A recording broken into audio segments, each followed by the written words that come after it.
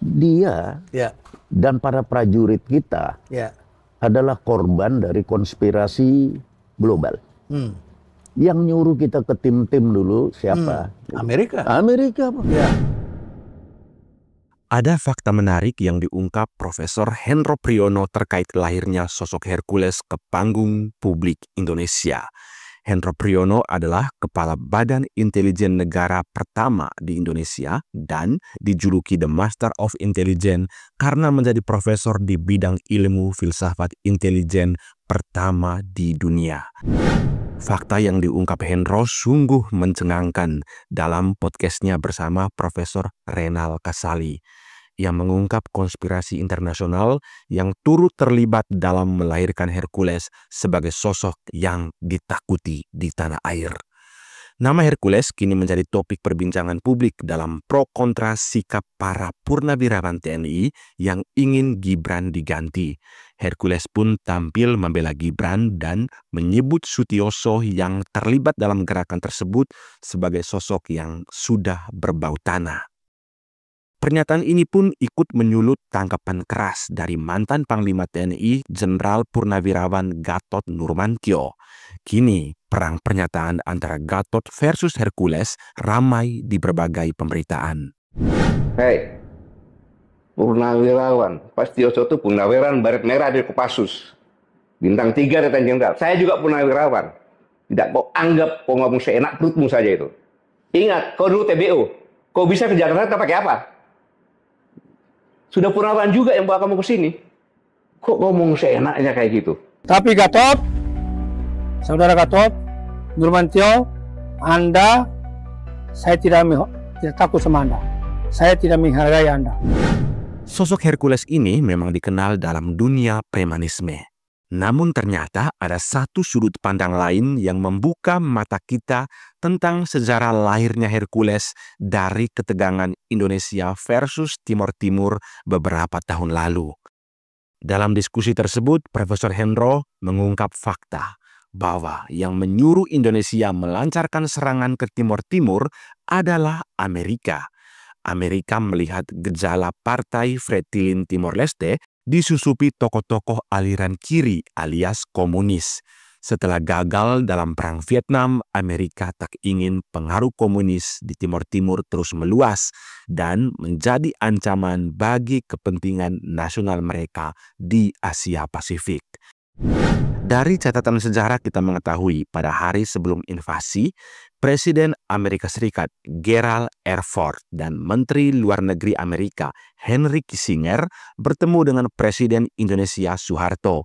Amerika Serikat telah mengalami kemunduran setelah menghancurkan Vietnam, menyisakan Indonesia sebagai sekutu paling penting di wilayah Asia. Menurut dokumen yang dideklasifikasi dan dirilis oleh Arsip Keamanan Nasional Amerika pada bulan Desember 2001, Amerika memberi lampu hijau untuk invasi ke Timor Timur. Kala itu Soeharto meminta pertimbangan Amerika. Kami ingin pemahaman Anda jika dianggap perlu untuk mengambil tindakan yang cepat atau drastis di Timor Timur, ungkap Soeharto.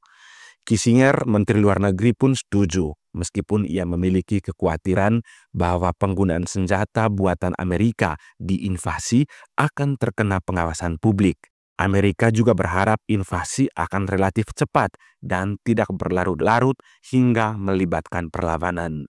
Adalah penting bahwa apapun yang Anda lakukan berhasil dengan cepat, kata Kissinger ke Soeharto. Amerika Serikat juga memainkan peran penting dalam memasukkan senjata ke Indonesia. Seminggu setelah invasi Timor Timur, Dewan Keamanan Nasional Amerika menyiapkan analisis rinci dari unit militer Indonesia yang terlibat dan peralatan Amerika Serikat yang mereka gunakan.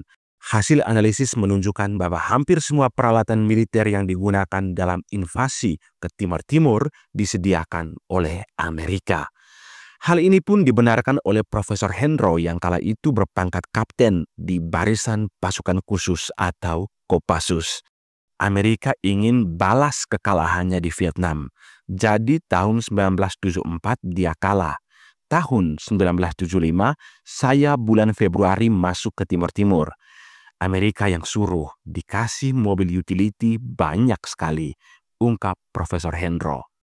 Mobil-mobil ini didatangkan dari Vietnam pasca kekalahan Amerika lalu mendarat di Indonesia untuk mendukung invasi ke Timur Timur.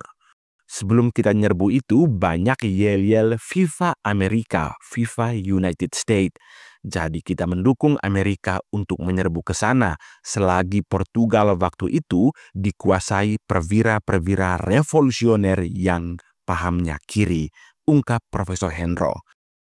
Namun anehnya, menurut Hendro, tahun 1998 pasukan Indonesia diusir dari Timur Timur bahkan diseret ke pengadilan HAM. Amerika yang memulai dan mereka juga yang mengakhiri. Hendro pun melihat bahwa Indonesia khususnya para prajurit termasuk Pak Prabowo dan Hercules yang ikut membantu TNI menjadi korban dari konspirasi internasional. Kita kan nggak punya mobil, turun ke sana mobilnya dari sana, dari Vietnam diambil ke situ. Oh begitu? Ya. Begitu. Dan saya yakin juga bos-bos saya dulu, karena saya kan masih kapten dulu kan, pasti juga ada disuruh sampai begitu hebat gitu.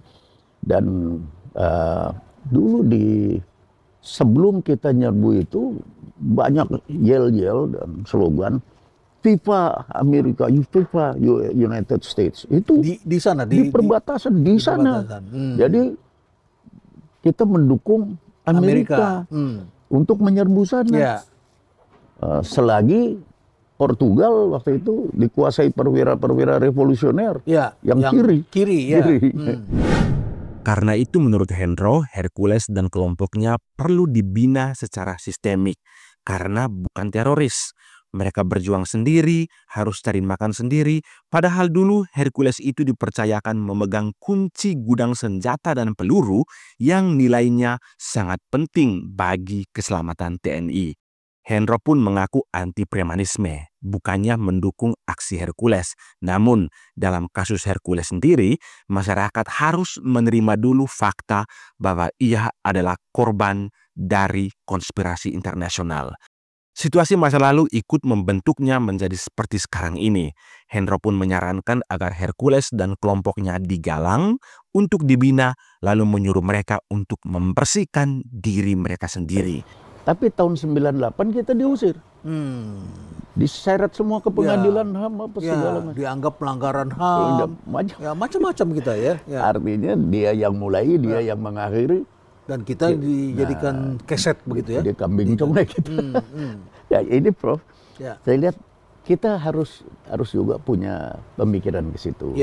Bahwa Hercules CS ini adalah korban dari transisi itu. Ini. Termasuk perwira-perwira yang dulu, para veteran, para termasuk Pak Prabowo juga. Termasuk.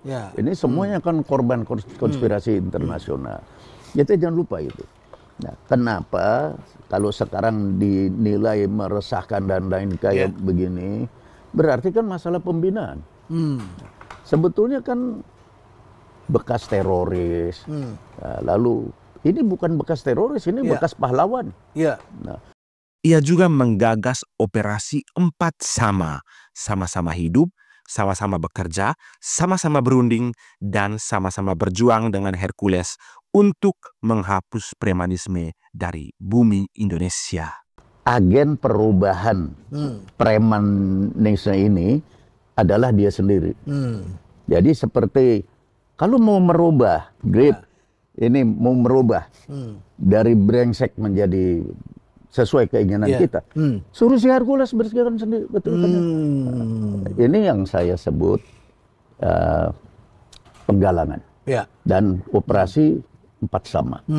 Jadi harus sama-sama hidup, sama-sama bekerja dengan Hercules. Harus sama-sama semuanya. Sama-sama hidup, sama-sama bekerja, sama-sama berunding, sama-sama berjuang untuk menghapuskan premanisme. Jadi bukan diamputasi. Bukan, suruh dia ngabisin sendiri. Seperti cerita preman berjubah. Jafar Umar Talib. Ya, pada waktu dulu. Waktu konflik di berbagai daerah itu dulu. Seperti itu, Pak. Kita juga suruh dia sendiri yang berhentikan. Berhenti, kalau tidak kamu, saya punya blackmail.